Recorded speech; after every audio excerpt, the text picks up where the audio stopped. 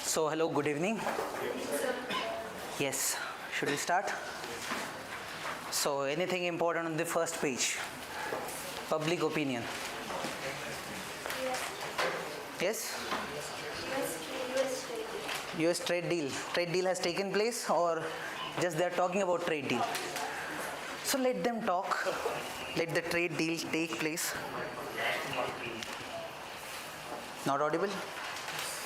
Yes. So trade deal, we will wait for the trade deal to carry out. Let them negotiate. Yes? Okay? So any other news? No? This is just one thing which seems important for exam if you're writing answers. This can be considered as a good case study, or when you're writing essays. Is it not available on the newspaper or what? Why you people are looking like this? Okay, so no more backbenchers. So recently there's this movie in Malayalam. I don't know how to pronounce, but you read it on your own. In this movie they have shown such a scene wherein students are not sitting in rows, just like you people are sitting. So they have just tried to show how you can change the mindset. You can change the mindset. There won't be any backbencher who will not receive much importance when the teacher is teaching. Teacher gives importance to the people sitting in first row, second row, and then nobody knows what's happening in backbenches. So they have tried to show how we can make things inclusive from the school at the very early stage. Okay, this is just about the mindset. So it is a good example to quote, especially if I'm writing any essay on education or on mindset. So there are essay topics. There I find this particular example as very good to start my introduction in the essay. Okay? So just if you want to note, a good example. Now, directly move on to the editorial section. So here you have this quick fix. Here specifically, India's research and development problem is being focused on. Research and development, you understand what is research and development? Yes? So let's say right now artificial intelligence is coming up, Internet of Things, all those new technologies. And if you want to do something really good in this new industrial revolution, then you have to spend some amount of money on research and development. That means the scientists, they need some funding so that they can carry out some experiments, they can go for the research part, they will come up with new technology and you can use that technology, right? Now the point is, the earlier industrial revolution which took place, and we are very much concerned because of that, but the point is, Britain was the country from where the industrial revolution had started, and then other European countries also joined, and now we see where they are. They are the advanced economies of present time. This time we do not want that the industrial revolution that is happening right now, where we see AI, IoT, all those things, robotics and all coming up. There we want to ensure that we do not remain the backward country as such. We want to be part of it so that we play an important role in this industrial revolution. We too will have all those industries, right? Now that's the mindset we have, but the problem is, when it comes to research and development, we are not spending much amount of money, right? And how we can understand that? Look at the data.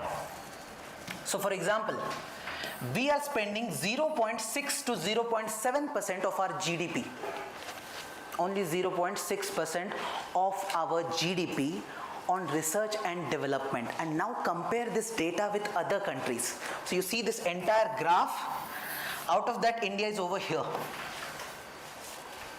Chinna, small. Now compare with those countries with whom you are trying to compete, like United States of America or China. USA has got 2.8% of its GDP. China is spending 2.1% of its GDP on research and development. Can you compete with them with such a low amount of money being spent on research and development? Right? Don't compare with Israel. They are spending 4.3%. Okay? So this clearly shows we are not doing good when it comes to research and development because of the spending part. Money is not being spent on that. Now government has come up with a scheme, this new research and development scheme. So they are spending 8,000 crore rupees on this scheme. Name is Research, Development and Innovation, RDI scheme. Okay, now what government is thinking? Instead of government spending much amount of money on research, let's bring in private sector. Now understand one thing, in other countries like USA, whatever amount of money is being spent on research and development, most of that money comes from private sector. The private companies over there, they spend substantial amount of money on research and development. They spend a lot of time, lot of money, and then they come up with a new technology, right? So ChatGPT is a good example of that, right? But interesting case with India is, in India, whatever amount of money is being spent on research and development, 70% of that is being spent by government. 70% amount is being spent by government and not the private sector. Private sector is hardly 30%. Now this is where government wants to change the scenario. Government wants, let's reverse this. We will spend 30%, private should spend 70%. Okay, this is not going to happen in just 1 or 2 years, it will take some time. But with this particular scheme, government is actually pushing private sector. Pushing how? Government will say that we will put some amount of money, you also put some amount of money, and let's collaborate on this particular project. Okay, that project is about the research part. Fine? So that's the scheme, this new R&D scheme. Okay? Now one more thing we have observed about this private sector, what they do is, even if, first of all, they are not interested in spending amount on this research and all part. Second, if they are interested, they will do it in the later stage. See, research happens in different stages. When you are in the very early stage, you don't see the technology developing as such. Just imagine AI in its very early stage. So maybe you could not get any results as such. Private sector will feel that why should I spend my money on this? But let's say stage 1 completed, stage 2 completed. Right now you look at ChatGPT or AI. It is in its relatively advanced position or advanced stage. Now in this stage, private sector might find it interesting or they will be interested enough to invest their money. So most of the times we observe, they go for this TRL 4. Means the stage, 4th stage or 5th stage. In that stage, they are interested in putting money. What government wants? Put money in the early stage. When you are doing that basic research, at that time also private sector should come forward. Okay, that is their expectation or that is their objective. Clear? So this is all this article is about. Yes, you should just remember one thing. In research and development, we are doing so bad. Remember, this data will be very useful for you. Okay, you should have a clarity on this aspect and you should know this comparison part. Okay? Done? Then India, Brazil. Again, Brazil will be like, we will always be in news. So Prime Minister Modi, when he went to this BRICS summit in Brazil, he thought that why waste all these resources on just one summit? Let's have a bilateral talk with Brazil. Instead of again going for one more meeting after some days, let's have the same meeting on the same day. So this bilateral talk or bilateral negotiation, whatever was supposed to happen, that has taken place. Good thing for Modi ji is, he met the Brazilian president, his name is Lula da Silva, and he conferred the highest civilian award of Brazil to Prime Minister Modi. Now, highest civilian award. What is the highest civilian award in India? Named as Bharat Ratna. So we can say he has got this Brazilian Ratna. Okay? So this is good news for him. For us, it's not that important. What is important for us is what's India's plan with Brazil. So recently, as far as trade talks were going on, it was being said that India is going to raise its trade with Brazil, and we are going to make it up to 20 billion US dollars in coming years. Still, it's not a big number as such when we compare it with other countries like US and all. But still, Brazil is also a good country for us, part of BRICS also, part of our global south also. So we have some what we call as interests which match with Brazil. Okay? And 6 agreements have been signed between India and Brazil. Now this is just for your understanding or for your reading. In case whenever you think about Brazil, remember that we are at least working on these 6 segments with Brazil. So for example, renewable energy cooperation. Renewable energy, you understand? Yes, we are transitioning from these petrol, diesel, crude oil, natural gas towards the renewable sources. So this transition, for this transition we need technology, we need funding, we need cooperation with other countries. That is happening with Brazil also. Then agriculture, research and innovation, defense and strategic industries, pharmaceuticals and health sector, information communication technology, space and scientific cooperation. Look at this thing. There are few segments in which India is already doing good. For example, space part we are doing really good, right? Information communication technology, are we doing good? Yes, we are doing good. And this pharmaceuticals and health sector, here also we are doing good. Okay? Done? That's nothing else is important from this particular article for now. This statement can be used in case you want to use in answers. India-Brazil partnership is relevant for the world. Not so important. Now, next article. Now this one seems to me little important. This article specifically talks about terror financing or the terror attacks which are being carried out, for that how technology and the available platforms are being used by those terrorist agencies. Now we have one agency called as FATF, Financial Action Task Force. Any idea about this particular agency or institution? No? Okay. Have you heard this term called money laundering? Yes. What is money laundering? Huh? Pumping? Fake money. That duplicate. Okay. Reserve Bank of China instead of India will write, huh? Then? Or Children Bank of India. Black money to white money. Okay, relatively on the same lines. So you see, when you are earning money, there are 2 ways you can earn money. One is a legal method, another one is an illegal method. For example, anyone whom you see normally working anywhere, let's say I am working here, I am earning money, but I am using a legal source, right? This is government allows me to teach and earn. But there are different ways through which you can earn in an illegal manner.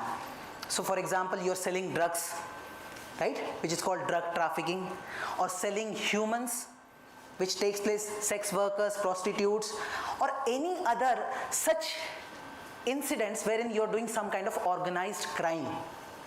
So let's say extortion, right? You are just telling someone you have to pay some amount of money, otherwise tomorrow you will not be here. So something like that. You're earning money, but that is not allowed. That is an illegal method of earning money, right? Now if you earn such money and now go and pay taxes to the government, will government be very happy with you? Government will ask you, how are you earning your money? So the point is, you know that if you do these illegal acts and then you are earning money, it would be difficult for you. So what you will try to do? You will try to showcase that my money is coming from a good source, from a legal source or legitimate source. That's what we call as making black as white. But calling it converting black money to white money, that won't be the right definition.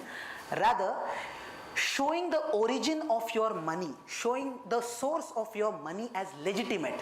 In reality, it was illegal, but you have shown it as legitimate. That's what money laundering is all about. Okay, you'll study money laundering in your GS3 part in detail, how it is done, how people will, what they will do is, I'll give money to all of you and I'll ask all of you to put that money in your bank account, let's say 100 rupees. Then all of you will make different transactions and all that money will be sent to one of my friend. And then it will come to me. How will government know? You didn't give me directly. I got the money and it shows like banking transactions are taking place. So I don't need to worry about anything. Right? So this money laundering, it's a major problem throughout the world. It's not for India. Throughout the world, it's a major problem. Now to deal with money laundering, this agency was created, Financial Action Task Force. It was created in the year 1989 when this G7 summit was taking place in France, Paris. Okay, so when it was created in France, so they said let's make the headquarter in France. So in Paris, they have got this headquarter. Then few other countries also joined this particular group. India also joined in the year 2010, and right now there are total 39 members of this FATF. Okay, so the first thing why it was started to deal with money laundering, right? But then took place this incident called 9/11. Yes, 9/11. What's 9/11? Yes, terrorist attack on Mumbai, no, on USA. Okay, so you must have read about that. Afghanistan, Osama bin Laden, attack on this World Trade Center in USA. If you have not read, you will read, don't worry. Now the point is, after that particular incident, USA said that we are going for a war against terrorism throughout the world. USA is, just imagine this scenario, USA is the boss and someone has attacked the boss at their hometown, right? So it's like they've taken it like our ego has got hurt now. Now after this they said anyone who is financing terrorism, let's say someone is giving money to some terrorist organization and the terrorists are carrying out their actions. So this terror financing has to be stopped. So apart from money laundering, this terror financing was also added as an objective of FATF. So FATF started working on this dimension also. So if they find out that there is any country, any government who is supporting terrorism, who is providing some amount of money or some kind of support to the terrorists, then FATF might take some action against them. Okay, so they have got some lists, grey list, black list. So you must have heard about Pakistan. Many a times Pakistan goes into this grey list and we want Pakistan to get into black list. We'll be very happy with it. Right? So this is how FATF seems to be working on money laundering as well as terror financing. And then later on, this proliferation of WMD financing was also added. WMD, weapons of mass destruction, which I had discussed yesterday. Right? Which are those? Nuclear, chemical also, biological also, right? So if someone is financing that for the proliferation means increasing the numbers. Now, if someone is doing that, that will also be handled. Such cases will also be handled by this FATF. Clear? So FATF seems to be very important organization. Now FATF comes up with some report. Now one of such report has talked about India, what's happening in India. So they've talked about two terror incidents. One, Pulwama attack of 2019 and this Gorakhpur attack of 2022. Now look at one important dimension over here. They're showing that terrorists are using the e-commerce platform that is available over here. For example, Amazon, Flipkart. So they want to make a bomb at home. So for that they're ordering something from Amazon and they're somehow making bombs at home. So how Amazon can be used? Interesting. Or to make payments for this terror financing, they're making use of this PayPal platform and they're making use of VPN. VPN, virtual private network. Any idea about it?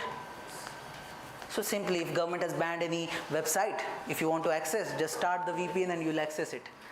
What VPN does is, it creates a new network, a private network for you.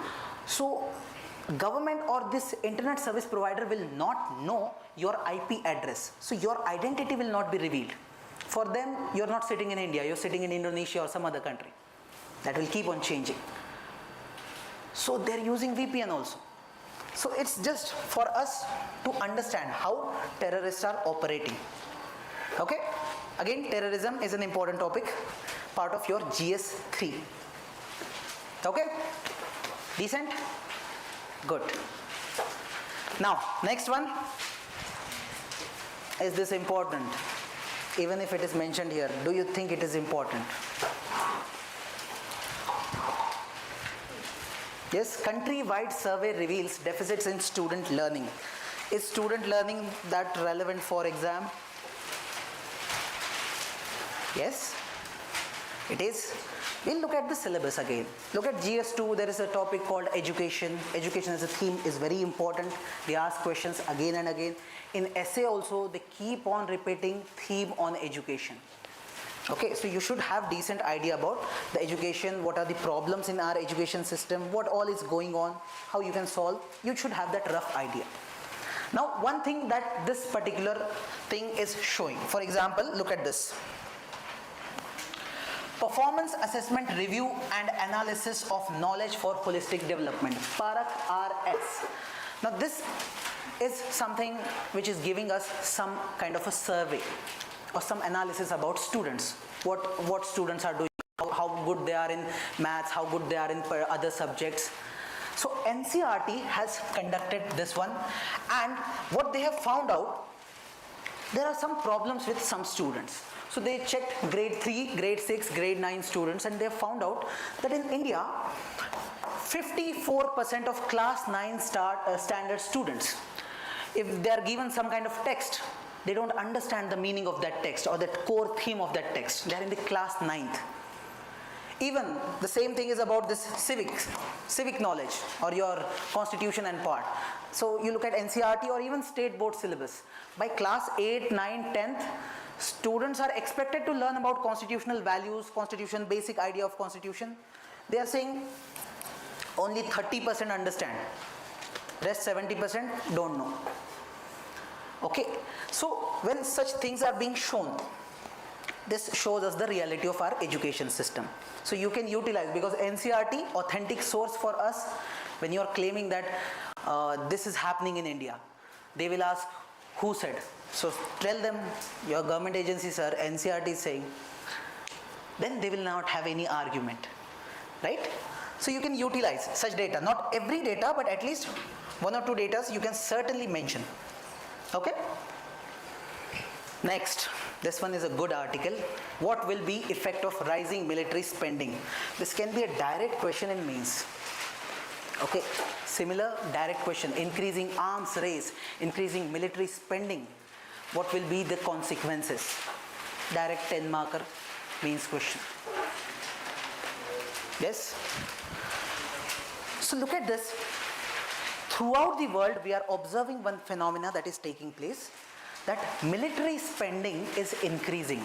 Countries are spending more on military nowadays. Okay, how we get to know? Again with some kind of report. So there is this institute, and it's a very famous institute. Okay, you'll keep on getting reports from SIPRI. Stockholm International Peace Research Institute, SIPRI.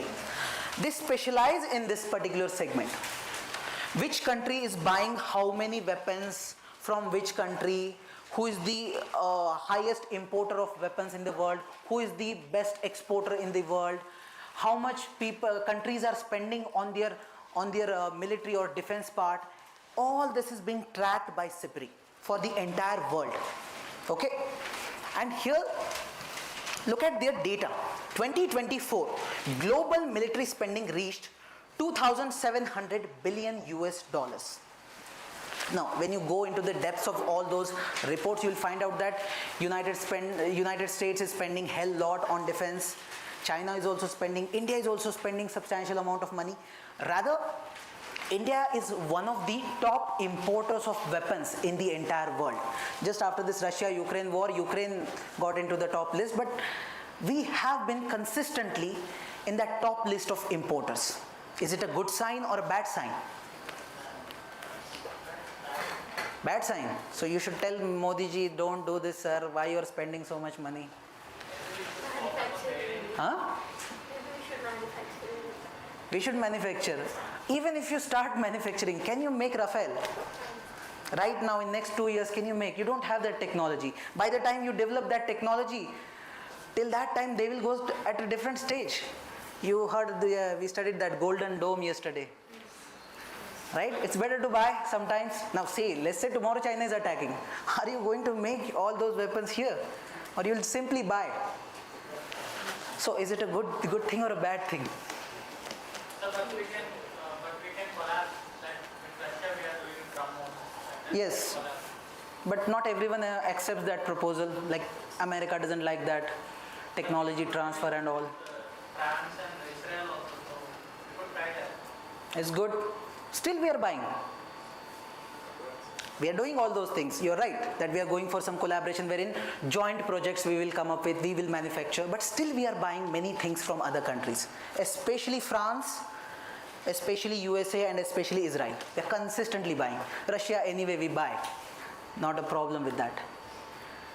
So it's not like every time you can make that deal for joint collaboration. Okay, sometimes the countries are not ready. For example, USA, you go and ask them some helicopter, you tell them that we will manufacture jointly, they'll say no. You want to buy, pay the money and get it, otherwise go. Not just that, they will never provide you that highest or advanced version of their weapons. They'll be like, we'll keep this. If you attack us, we should have that advanced weapon with us. So this happens.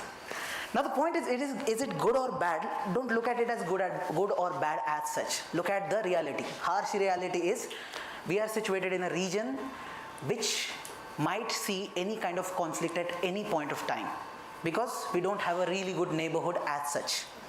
Because of Pakistan, but because of China also. Now this is one security reason. Second is this geopolitical reason. China has its ambitions to fight with USA, or at least build its hegemony in the Asia. China wants that in Asia, I'm the boss. India doesn't like that, and India is the only country at this stage who can challenge to some extent, not fully but to some extent, challenge the hegemony, and that's where China doesn't like that. Right? So we have to ensure that at least we are secure, and we have seen incidents in last few years. The incidents that took place, the Galwan clash we can say, or whatever is happening since last 3-4 years continuously, especially from COVID-19 time period. We are not having really good relationship with China as such. Okay, so considering these aspects, what we do is, we are spending money on these weapons and all. Okay, now look at the bad side of this throughout the world. If this phenomena is happening throughout the world, what it shows, entire world is putting lot of money on this military or defense things. Just imagine, already we don't have enough resources. We have immense poverty, we have so many issues, we don't have education, normal roads and all. We're spending money on this military part. We could have used all those resources or all those funds for your health, education or social welfare or any good thing. But those resources are getting diverted. That's a drawback of this particular situation. And this is not just for India. This is for the entire world. Few countries will be happy with this. For example, you look at USA. If there will be more wars in the world, that will be beneficial for USA. Why? They are the best exporters. They have got this defense industry they are producing so many weapons. If there is no war in the world, then there will be recession in USA. So they like it. They like it. They are earning. But look at the entire world. No, don't just look at USA specifically. So you'll find that this is one problem. Second, when one country buys some weapons, if they are spending more, all neighborhood countries, they become insecure. If India starts spending more amount of money on defense, Pakistan will be insecure, Bangladesh will be insecure, Sri Lanka will also be insecure. They will also start spending more. Because of them, some other countries. So this is kind of an arms race which will continue, keep on happening.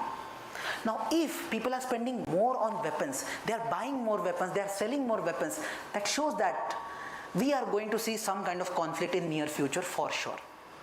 Because of insecurity, sometimes what countries do, before you take one action, we will take extra action. Before Ukraine attacks, Russia will attack. Likewise, conflicts will increase, and whenever there will be war or there will be conflict, the burden will be on the civilian population. Okay? So there is this saying, in wars there is no victor, there is no winner. Okay? So why this is said? Because when you look at civilian population, they will suffer no matter what. Right? Then there will be economic burden. When country goes for war, after some years the country will not seem to you good in a good condition. Ukraine started the war, whatever they have done. Till the war is going on, USA is providing money. Once the war is over, then we'll see whether USA helps to reconstruct. They had so many buildings, so many things, so much infrastructure, everything is gone. Right? So look at India, even we are very good, we are doing very good in economic terms, but if in case any kind of war starts, with Pakistan, China, doesn't matter, if any war starts, that is going to destroy our economy for sure. Okay? And in case if there is world war, then forget about that dream of becoming Vishwaguru. Then environmental harm. Yes, when you're producing such things or when you're using all those weapons, all those things, there is emission of carbon, because of which environment is damaged. And the security paradox, I've discussed that part already, that people will be more concerned. People will be more concerned about their safety and security because others are buying weapons. Others are putting more money on military. So all these things are happening, will happen. That's why we get this news that maybe the world war is going to start. Or some people say it's already started. You're just not observing rightly. There is one conflict, Russia, Ukraine, this Gaza, few more will start. India, Pakistan just started, but somewhat it could not continue. Luckily, or I don't know how, but it might come up again. Or the Taiwan conflict, or so many conflicts are reigniting. So when you study World War I, World War II, you will observe that I think same scenes happened at that time also. We later on termed it as World War. Right? So you can connect the links or connect the dots. Yes, any doubt on this? Done. That's it.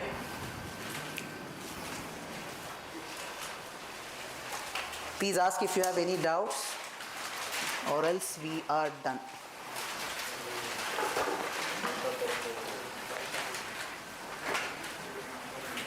No? That's not a good sign.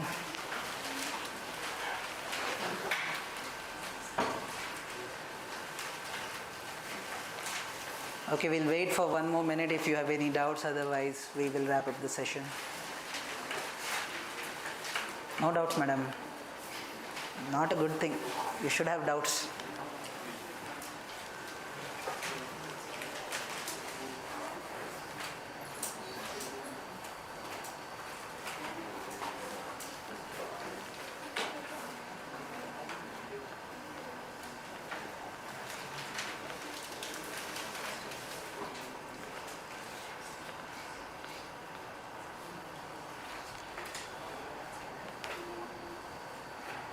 So you people have already started the GS batch and all?